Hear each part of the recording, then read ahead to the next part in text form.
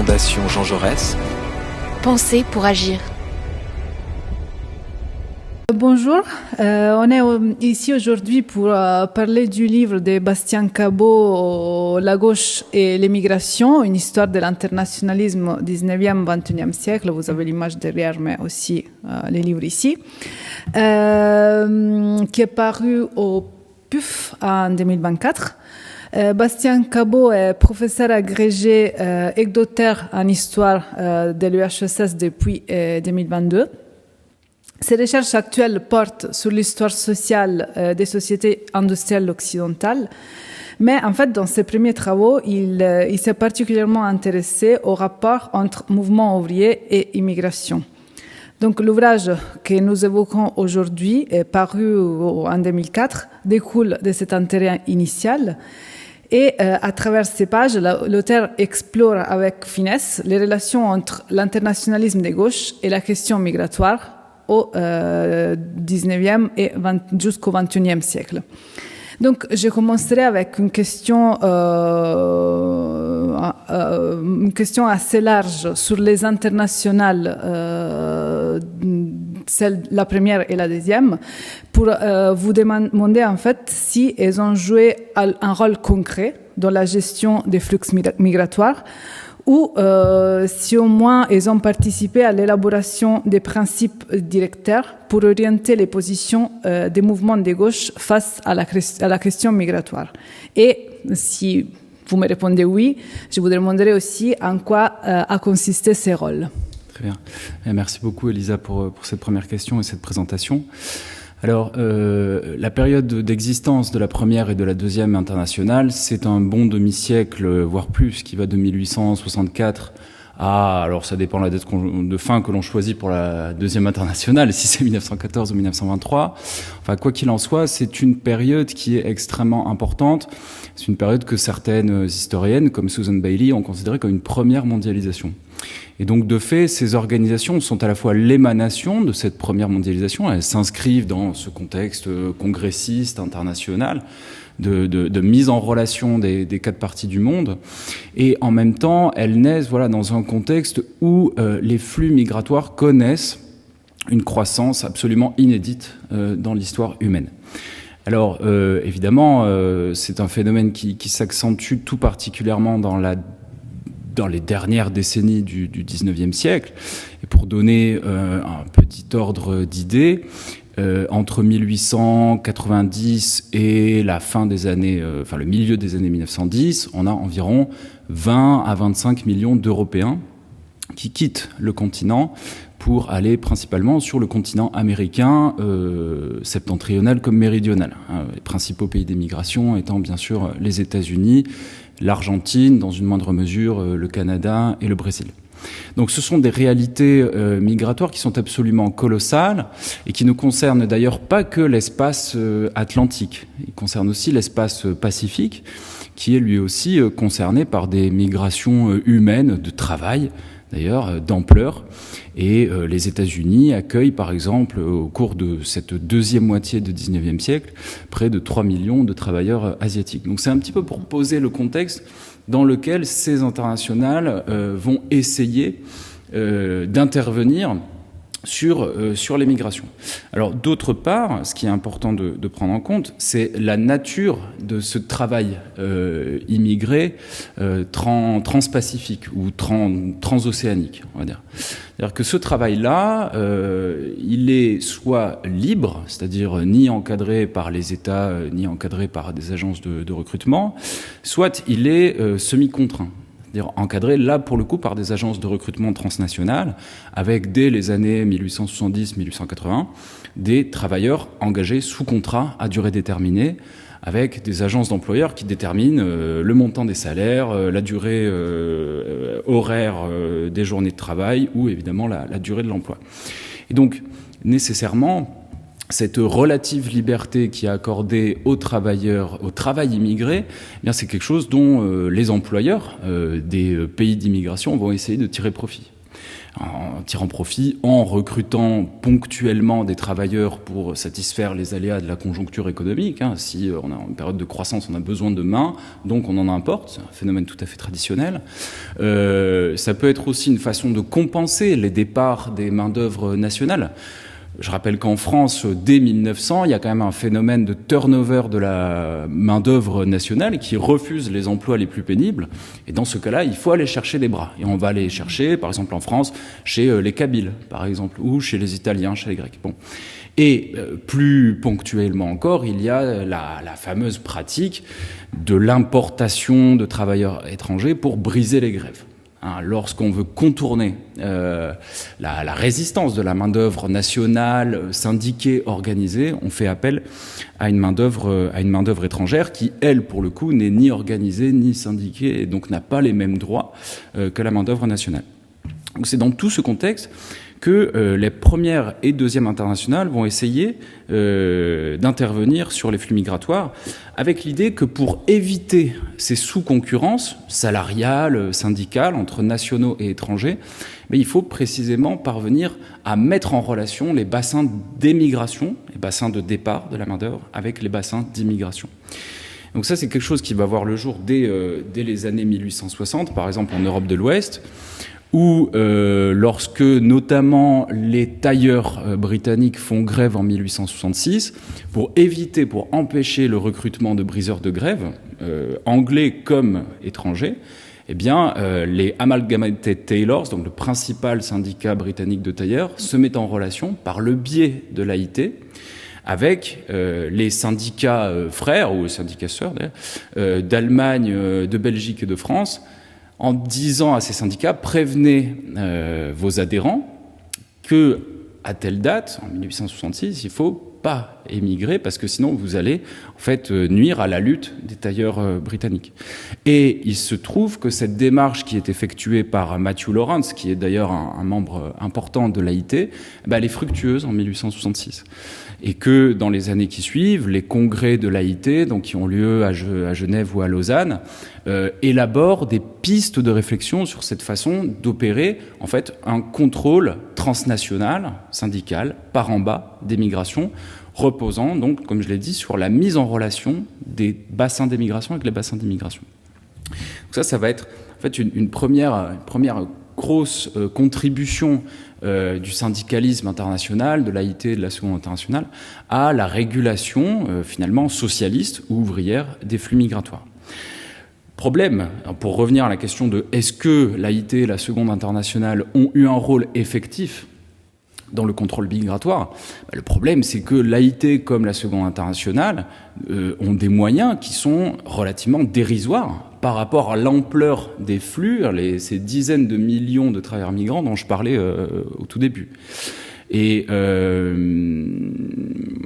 donc voilà, le problème est que le postulat d'une mise en relation internationale des syndicats et d'un contrôle syndical par en bas repose sur l'idée que l'ensemble de la main-d'œuvre des pays est syndiquée.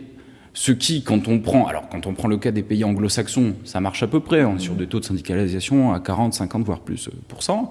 Mais dans des pays, on va dire latins, comme la France ou l'Italie, les taux de syndicalisation sont beaucoup plus bas. Donc nécessairement, ces mesures de contrôle migratoire par en bas, syndical, ont en fait très peu d'effet. Et en fin de compte, l'option qui est adoptée par les syndicats, c'est plutôt la stratégie des transferts financiers et du soutien organisationnel au développement de la syndicalisation dans les pays tiers. Pour dire, voilà, pour empêcher l'émigration, c'est pas tant le contrôle sur le lieu d'arrivée qu'il faut essayer de développer, c'est davantage la syndicalisation dans le pays de départ. Donc d'où en fait cette histoire qu'a très bien mis en évidence Nicolas Delalande dans son bouquin sur la lutte et l'entraide, avec l'idée que finalement l'essentiel du travail syndical et partisan de l'AIT et de la Seconde Internationale repose sur les flux financiers d'aide au développement syndical, pour reprendre une expression qui est totalement anachronique, mais voilà.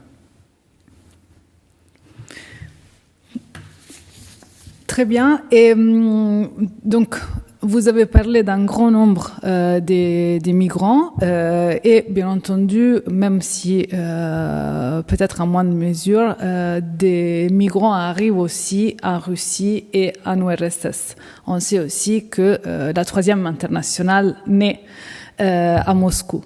Donc, je réitère de quelque manière ma question, la question que je viens de poser. On sait que les bolcheviks cherchent à intégrer dans leur projet révolutionnaire ceux qu'ils appellent les meilleurs éléments parmi les 5 millions d'étrangers qui sont présents en Russie. Donc, ma question, ça serait si les instances internationales de l'Union soviétique prennent comment en fait se comportent face à ces nombres assez élevés des migrants. Et en fait, plus généralement, ma curiosité serait de savoir quelle fut la politique migratoire de l'URSS, pas seulement au début de sa vie, mais aussi, pourquoi pas, si vous voulez, après 1945. Alors, de façon extrêmement générale, la troisième internationale a pour objectif de concevoir un modèle politique et social et à un horizon, disons, politique qui cherche à se poser en alternative au modèle des sociétés capitalistes, de toute évidence. Mais l'autre originalité, bien sûr, c'est qu'elle cherche aussi à dépasser les limites organisationnelles, humaines et, on va dire, conceptuelles des deux internationales précédentes. Alors, comment ça va se traduire ? Ça va se traduire par l'accentuation d'un principe qui avait été latent jusque-là dans les deux internationales précédentes. C'est celui de l'intégration la plus poussée possible des éléments étrangers au sein des syndicats ou des partis préexistants. Avec l'idée que finalement, il faut pousser cette intégration la plus loin possible en dépassant les appartenances de classe, de nationalité ou de race, précisément parce que dans le projet communiste, l'appartenance de classe dépasse toutes les autres appartenances. Alors, concrètement, ça c'est évidemment des principes, mais concrètement, comment ça marche ? Alors, ça marche, enfin disons, ça se manifeste par le fait que dès janvier 1918, le commissariat des nationalités, qui est alors piloté par Staline, va initier, donc sous la tutelle du parti communiste bolchevique, la création de groupes communistes étrangers. Ces groupes communistes étrangers, en fait, ils sont pas tellement regroupés par nationalité, mais plutôt par langue. Et ça, c'est extrêmement important parce que, bon, un exemple très clair, c'est le groupe français, le groupe communiste français ou francophone. En fait, on trouve des Français et des Belges. Voilà, pratiquement à part égale, d'ailleurs. Donc, c'est plutôt l'idée de groupes communistes linguistiques qui sont placés en tant que section sous la tutelle du parti. Et ça, c'est une innovation importante parce que c'est aussi celle qu'on retrouvera finalement mise en œuvre dans le Parti communiste français dès les années 20 avec la création des sections MOE et plus tard de la MOI et puis des FTP-MOI. Mais ça, c'est une autre histoire qui a été écrite récemment par Dimitri Manessis et Jean Vigreux. Donc, je ne vais pas forcément revenir là-dessus.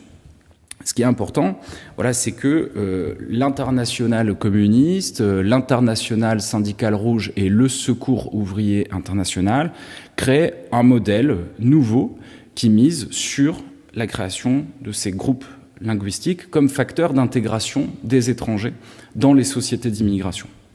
Voilà. Alors, ces groupes-là existent grosso modo de 1918 à 1920, mais à partir du moment où l'internationale communiste se met en place, ces groupes communistes ne sont plus nécessaires, précisément parce qu'il va exister des organisations sœurs, satellites, dans les autres pays, par exemple le PCF en France.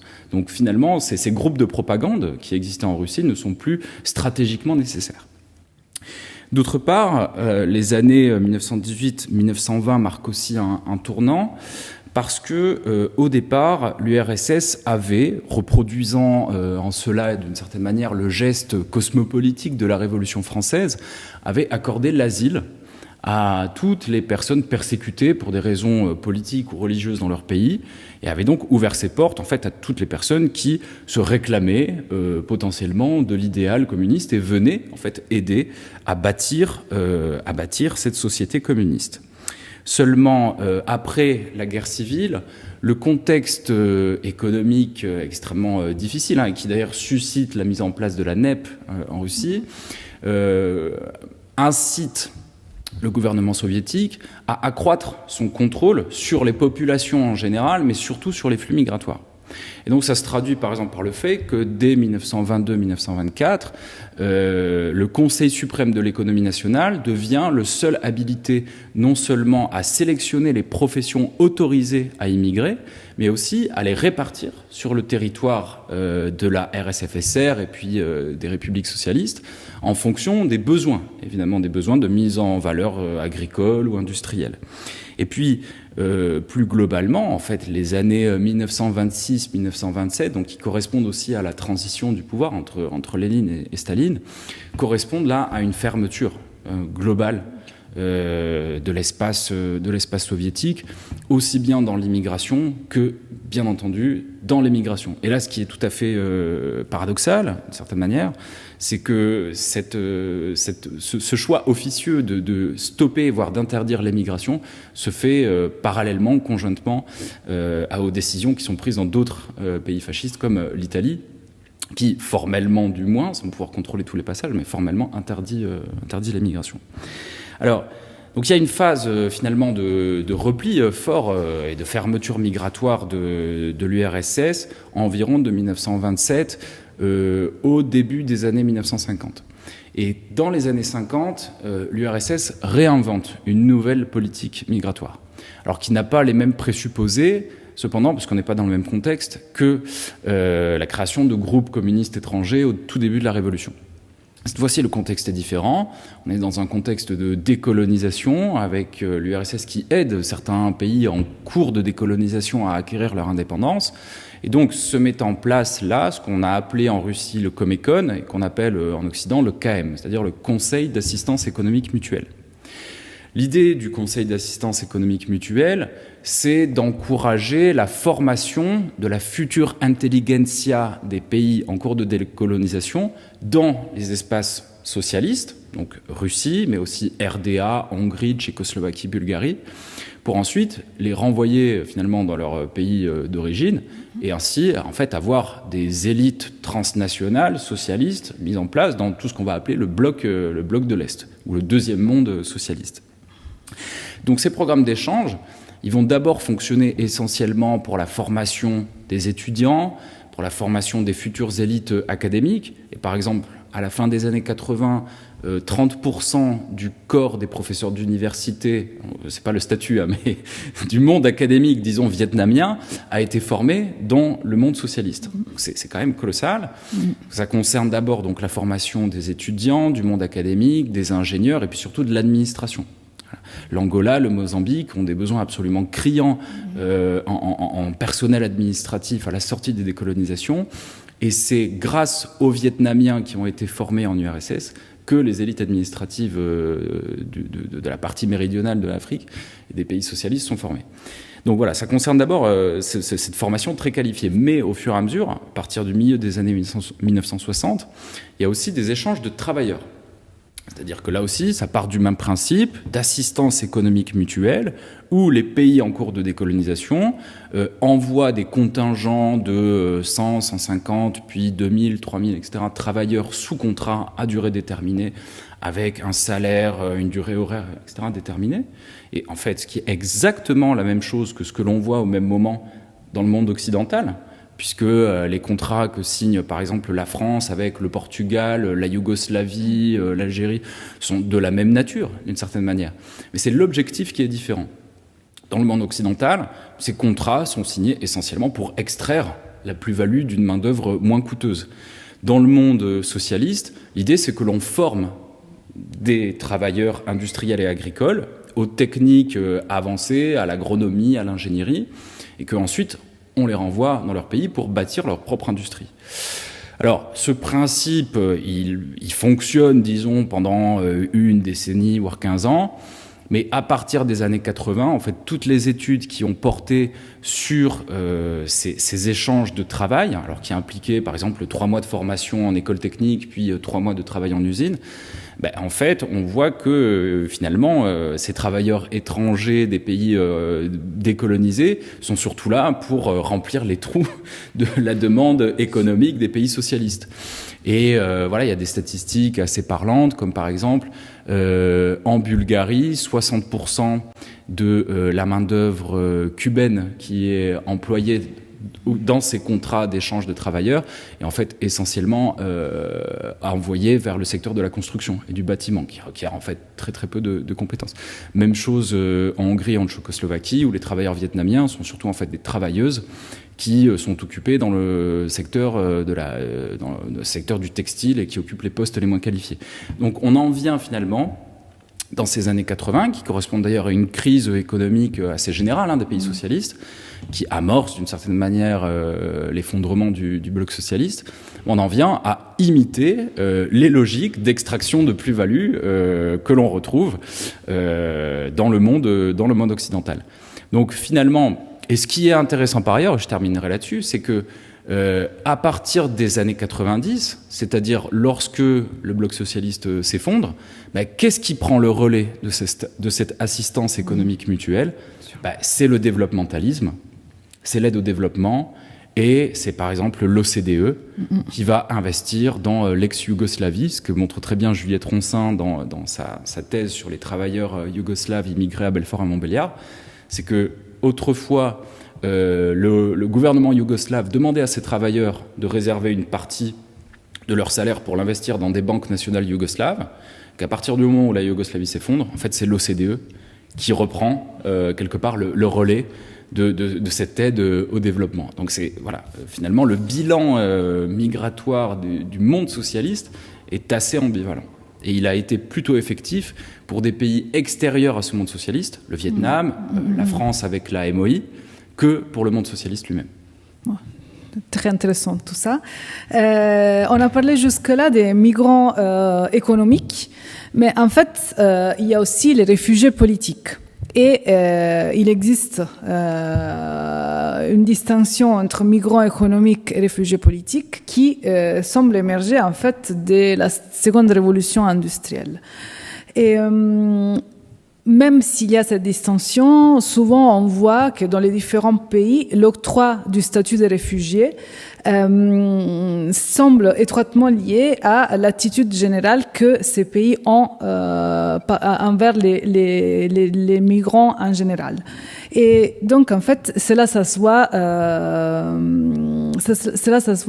particulièrement à partir du milieu des années 70, quand les pays d'Europe occidentale commencent à adopter, ou encore une fois, en fait, adoptent une politique de contrôle et de limitation drastique des flux migratoires, on voit que cela influence aussi, en fait, l'attribution du statut de réfugié. Donc, les deux statuts sont différents, mais semblent liés entre eux. Donc, ma question est, comment ces deux catégories sont-elles perçues par la gauche, par les différents mouvements de gauche, et si sont perçues différemment, on commence à les traiter différemment aussi dans les discours de la gauche.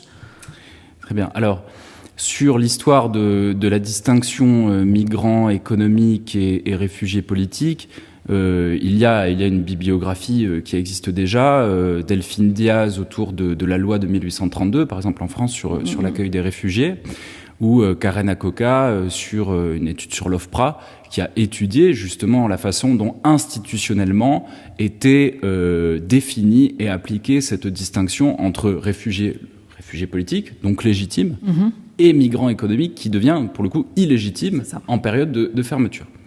Alors, c'est pas forcément sur cette histoire que je vais revenir, mais avant toute chose, je pense qu'il faut remonter encore plus loin que la seconde révolution industrielle. Il faut remonter à la période de la Révolution française, puisque c'est là que s'établit un lien, je dirais, organique et consubstantiel entre la gauche, la démocratie sociale et progressiste, et le droit d'asile.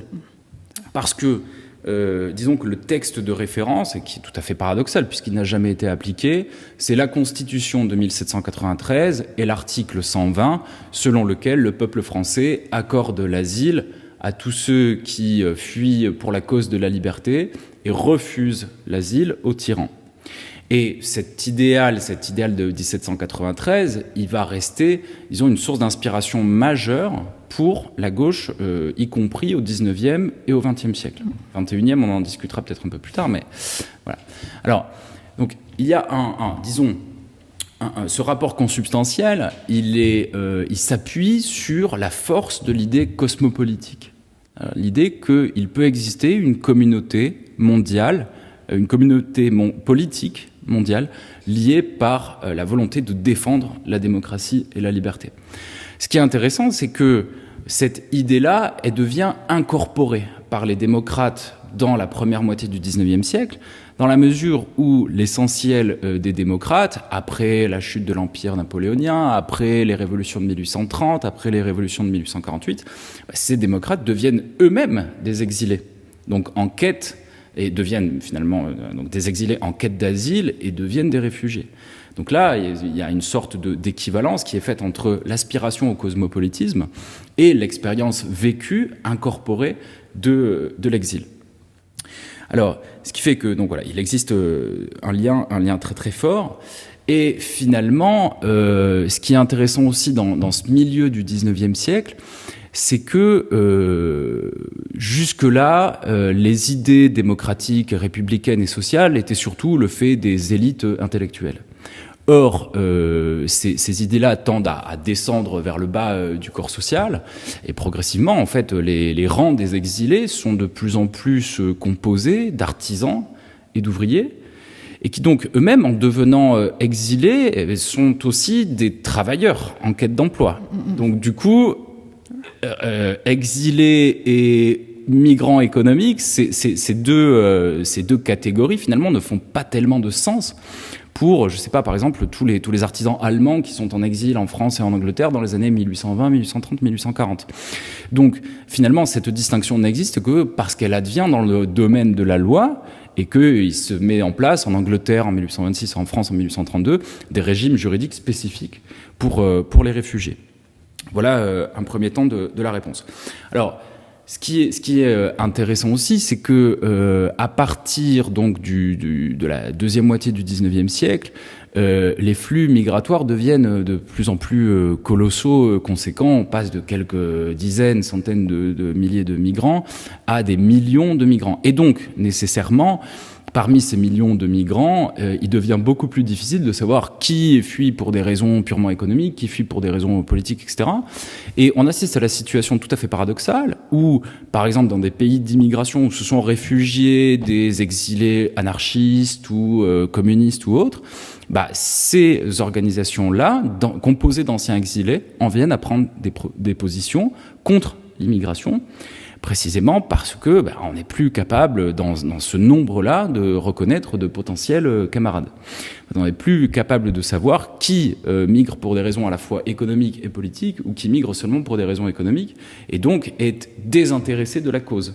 Et donc là, on arrive en fait à un moment où véritablement, il se crée une sorte de dissociation mentale, en fait, au sein des militants de gauche, entre la question du refuge politique qui est légitime elle-même et celle de la migration économique qui est plus complexe. Parce que les migrants économiques, il faut les organiser. Et tous les migrants économiques, les travailleurs, n'ont pas forcément envie d'être organisés, ou du moins il y a une complexité dans cette tâche. Donc la solidarité cosmopolitique devient finalement conflictuelle avec la solidarité de classe. Et de fait, comme on va le voir en fait tout au long des 19e et 20e siècles, la gauche aura plutôt tendance à privilégier cette solidarité cosmopolitique et la défense du droit d'asile sur la défense inconditionnelle des migrations de travail. Et pour une raison très simple, qui est que c'est un travail supplémentaire d'organiser les migrants économiques et que, du coup, il faut d'abord protéger aussi les travailleurs nationaux qui, eux, peuvent défendre un standard syndical, des droits sociaux, etc., etc. Voilà. Alors, simplement, pour terminer là-dessus, cette tension finalement entre réfugiés politiques et migrants économiques, elle va ressurgir avant les années 70, elle va ressurgir dans les années 30, et tout particulièrement en France, où la France connaît un afflux important de travailleurs immigrés dans les années 20. On passe de 1 à 3 millions d'étrangers présents sur le territoire français en 10 ans, entre 1921 et 1931. Et lorsque survient assez tardivement la crise économique de 29, le gouvernement français adopte, avec le soutien d'une bonne partie de la classe politique, une loi sur la restriction de l'immigration et les quotas, la loi du 10 août 1932. Et dans le même temps, la France doit aussi faire face, la France devient, comme dit Léon Blum, le lieu d'asile de tout l'état-major du socialisme international, des communistes allemands qui fuient le nazisme, des antifascistes italiens, des républicains espagnols, des démocrates polonais, etc. Donc, pour le coup, l'essentiel du travail politique du Parti socialiste et du Parti communiste, en particulier pendant la séquence du Front populaire, va être d'étendre les droits civiques et politiques des réfugiés, notamment d'ailleurs en cherchant à étendre la protection juridique des réfugiés allemands, y compris juifs d'ailleurs, en signant l'arrangement provisoire de Genève en 1936 par exemple. Mais en revanche, le Front populaire ne va pas toucher aux lois de restriction de l'immigration de travailleurs étrangers. Et ça va être une source de déception d'une certaine manière pour tous ceux qui justement sont à la fois réfugiés et à la fois migrants économiques.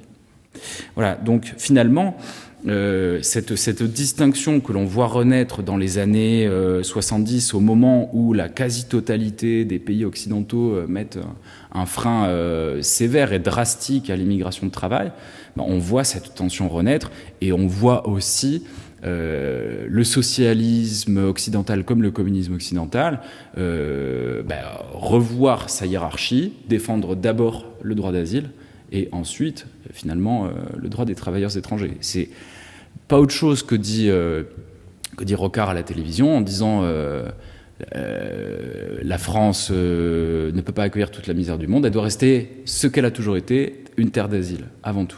Donc voilà, on ne remet pas en cause les décisions qui sont liées à la conjoncture économique. S'il faut fermer les vannes, on les ferme. Par contre, l'effort qui va être mis en place, et ça c'est une vraie rupture des années 70, ce qui est véritablement différent, c'est l'effort mis envers l'intégration des étrangers qui sont déjà présents. Et donc, par conséquent, et ça aussi c'est la nouveauté quelque part politique des années 70, la lutte contre le racisme, qui était... disons, un peu moins, même si elle était présente, un peu moins importante que dans le siècle et demi précédent. Je réponds directement là-dessus parce qu'en fait, à la lecture de votre ouvrage, il y a aussi un processus d'autonomisation des luttes liées à l'immigration qui se détache en fait petit à petit des luttes de la gauche. Vous avez en quelque mesure répondu déjà par les dernières phrases à cette question, mais en fait, je voudrais revenir, si c'est possible, sur les raisons d'un tel changement. Surtout, ma question, ça serait qu'est-ce qu'il en est de l'internationalisme de gauche ? Si, comme c'est écrit dans les livres, je cite, les 3 dimensions principales de l'internationalisme semblent totalement désarticulées et même potentiellement en conflit. Et en fait, cela permet aussi d'ouvrir, vu qu'on n'a pas énormément de temps sur la dernière question, qu'est-ce qu'il en est aujourd'hui et de cette gauche face à l'immigration, de cette lutte, de ces deux luttes qui apparemment s'éloignent. Aujourd'hui, qu'on voit en fait des forces politiques de droite et même d'extrême droite prendre le pouvoir, et pas seulement les problèmes là, c'est pas seulement que ce soit des forces politiques de droite, mais que en fait une bonne partie de la campagne électorale de ces forces politiques qui prennent le pouvoir, l'Alternative für Deutschland, Giorgia Meloni, mais aussi la campagne électorale de Trump, se base en fait sur autour de la migration et de l'empêchement de l'immigration. Donc, comment on peut lier tous ces éléments? C'est une question articulée là. C'est vaste. Alors, il y a plusieurs questions dans la question, oui, mais je vais essayer de répondre. Alors, d'abord, revenir sur cette césure finalement des années 70 qui est primordiale pour comprendre un petit peu le monde dans lequel on évolue aujourd'hui, enfin du moins à gauche, et les multiples impasses finalement auxquelles fait face la gauche sur la question migratoire. Parce que en fait cette séquence, elle est à la fois primordiale et en même temps elle est vite oubliée. Elle est vite oubliée dans les débats qu'on a aujourd'hui. Alors la première chose qu'il faut dire, c'est avoir un regard d'ensemble sur ces décennies 70-80. Première chose, l'internationalisme et le mouvement socialiste international connaît un immense backlash néolibéral et conservateur. Ça, c'est quand même important de le dire. C'est-à-dire que c'est pas que idéologique comme mouvement, c'est aussi très concrètement des opérations de contre-insurrection globale. Quand on voit ce qui s'est passé en Italie dans les années 60-70, ce qui s'est passé en Amérique du Sud, bon, il y a une contre-insurrection diffuse, gazeuse, armée contre le socialisme international. Et ça, cette partie-là est pas négligeable quand même dans la déliquescence de l'internationalisme concret, d'abord dans les échanges qui pouvaient exister entre partis socialistes ou entre syndicats, machin, et puis d'autre part dans l'affaiblissement de l'idée socialiste et de cet horizon, en fait, cet horizon qui était l'unification, la totalisation idéologique du monde.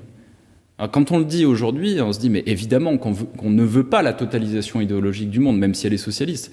Mais parce que il y a eu la phase de la nouvelle philosophie des années 80 qui a refusé cette totalisation, qui a dit, c'est les philosophes post-totalitaristes en fait qui disent voilà, on ne peut pas vouloir de cette totalisation idéologique.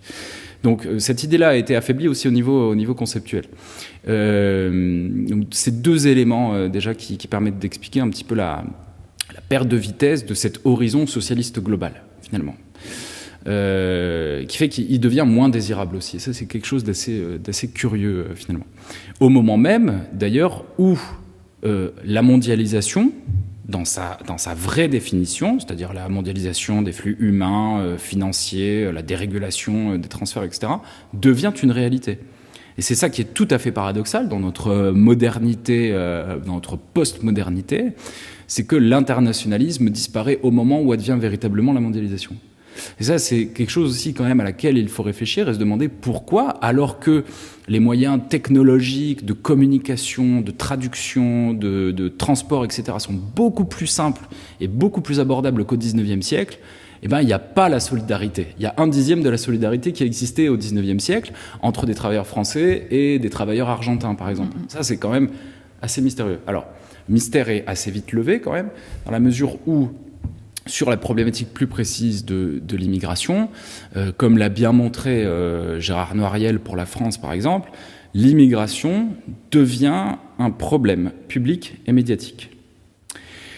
Même lorsque, dans les chiffres, dans les statistiques, le coût social ou le coût budgétaire que peut représenter l'immigration sur des États-providence en déclin ou menacés, etc., n'est pas à la hauteur, en fait, de l'intensité qu'a le discours sur l'immigration. Et c'est ça qui me fait dire, finalement, que le problème de l'immigration, tel qu'il est apparu dans les années 70-80, c'est beaucoup moins l'immigration en elle-même que l'ensemble des moyens technologiques et financiers qui sont investis dans la création de ce problème. Et ça, c'est vraiment quelque chose qu'on voit très fortement apparaître aujourd'hui. Par exemple, il n'est pas anodin que Trump parade, notamment avec Elon Musk.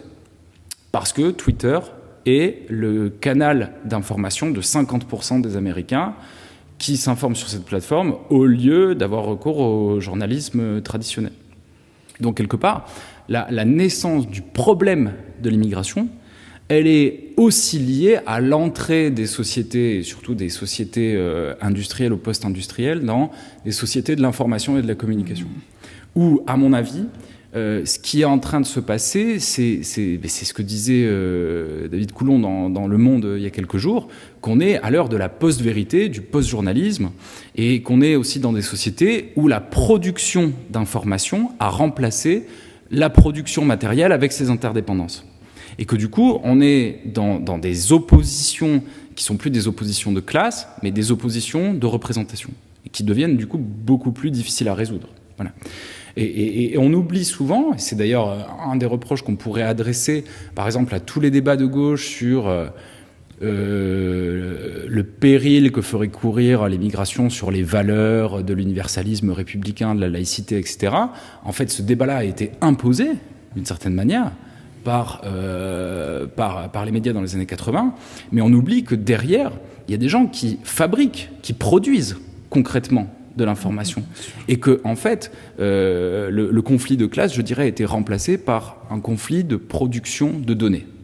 Et que c'est sans doute à ce niveau-là qu'il faut se replacer pour savoir d'où repartir sur la question migratoire, qui est en fait beaucoup moins une question de savoir si l'immigration pèse sur les États sociaux.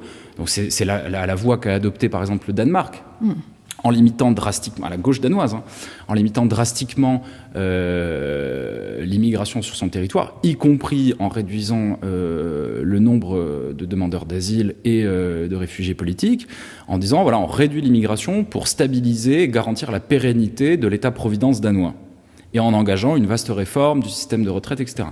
Mais comme l'ont avoué les concepteurs de ce virage politique de la gauche danoise, tout ça était essentiellement pour, je cite, récupérer les voix des classes populaires qui s'étaient orientées vers des partis populistes.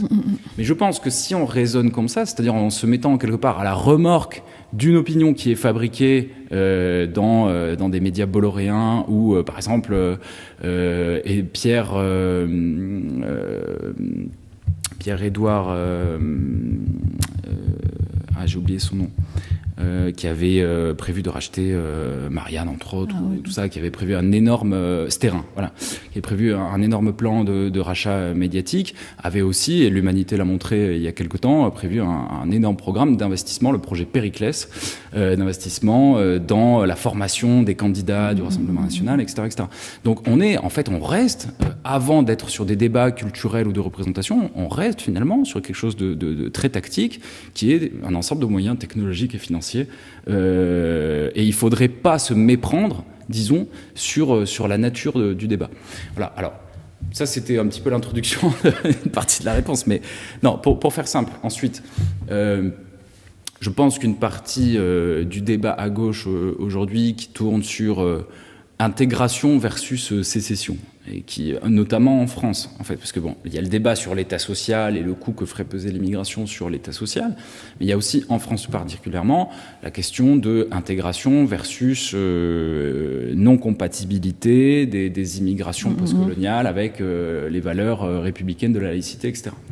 Alors, ce décalage-là, il a aussi une histoire ancienne et profonde, qui est que dans les années 70, les mouvements de travailleurs immigrés, exactement de la même façon que le mouvement féministe d'ailleurs, ont cherché à mettre en évidence le fait que les immigrés, comme les femmes, avaient des problématiques particulières. Et que ces problématiques ne pouvaient pas être subsumées constamment sous l'impératif de la lutte des classes. La lutte des classes ne permettait pas de répondre à toutes les questions. Elle ne permettait pas de répondre aux questions de domination patriarcale, enfin pas dans un premier temps, du coup, c'était toujours reporté au lendemain. Elle ne permettait pas directement de répondre au racisme, etc., etc. Donc les travailleurs immigrés ont avancé l'idée qu'il fallait mener ces deux luttes de front. Et que finalement, la lutte contre le racisme n'était qu'une prolongation, qu'une extension logique de la lutte des classes. Donc au départ, il n'y a pas de volonté, je dirais, sécessionniste dans le mouvement des travailleurs arabes ou dans les mouvements de travailleurs organisés en Angleterre, des West Indies ou du Sri Lanka ou indien. Par contre, ce qui est vrai, c'est que ces années 1970, et notamment en Angleterre par exemple, sont marquées par un certain nombre d'épisodes lors desquels les syndicats traditionnels vont refuser de soutenir les luttes menées par des OS immigrés. Pour des raisons qui sont liées au degré de qualification, à l'organisation syndicale, etc., etc. Mais de fait, c'est cette absence de soutien qui va logiquement conduire les grèves d'OS immigrés à aller chercher un soutien financier et moral et organisationnel du côté des organisations communautaires. Mais du coup, c'est tout à fait logique. Et au départ, ça ne remettait pas en cause, d'ailleurs, la double appartenance de race et de classe, pour reprendre des termes anglo-saxons. Voilà. Et puis d'autre part, au début des années 80, il y a un certain nombre d'événements, d'affaires qui vont quelque part un petit peu accroître ce fossé des représentations. L'affaire des bulldozers de Vitry, lors de laquelle, en 1980, le maire communiste, qui refuse, en fait, mais au départ ça part d'une bonne intention, qui refuse tout simplement que sa ville accueille un foyer de travailleurs sans papier, pas parce qu'il veut pas de travailleurs sans papier, mais parce que c'est totalement inégal par rapport à des villes plus riches de l'Ouest parisien qui, elles, font en sorte d'échapper à ces contraintes normatives et sociales. Et donc, ça dégénère un peu avec un bulldozer qui vient boucher l'entrée du foyer de travailleurs maliens. Donc ça, forcément, dans les représentations, dans l'opinion, ça passe pas. Même chose pour les grèves d'OS immigrés à Citroën et à Talbot en 82-83. Il y a un discours qui est porté par Jean Auroux en 82, il me semble, en disant que ces grèves sont le résultat d'une agitation entretenue par des groupes religieux, etc., parce qu'une des revendications centrales serait la possibilité de faire la prière sur le travail. En réalité, ces déclarations médiatiques oublient le fait que c'est une revendication parmi une dizaine d'autres qui elle arrive plutôt en bas, et qu'avant il y a l'égalité salariale, l'égalité syndicale, le respect de la dignité humaine, etc., etc. Et donc voilà, c'est aussi voilà, ça participe de cette transition finalement vers des sociétés de l'information et de la communication qui sont sans doute aujourd'hui à l'origine des impasses idéologiques dans lesquelles on se trouve. Puisqu'à vouloir raisonner uniquement en termes d'idéologie, on oublie la réalité objective du fait migratoire. Je trouve qu'il y a assez de matériel pour écrire un deuxième volume de ton ouvrage, justement, autour de ces conflits et de la production de données, que je trouve très intéressant. Par cela, je vous dis mille merci pour d'avoir répondu à mes questions. Je trouve que ça donne encore plus envie de se plonger dans les livres. Et bon, au revoir à tout le monde. Merci.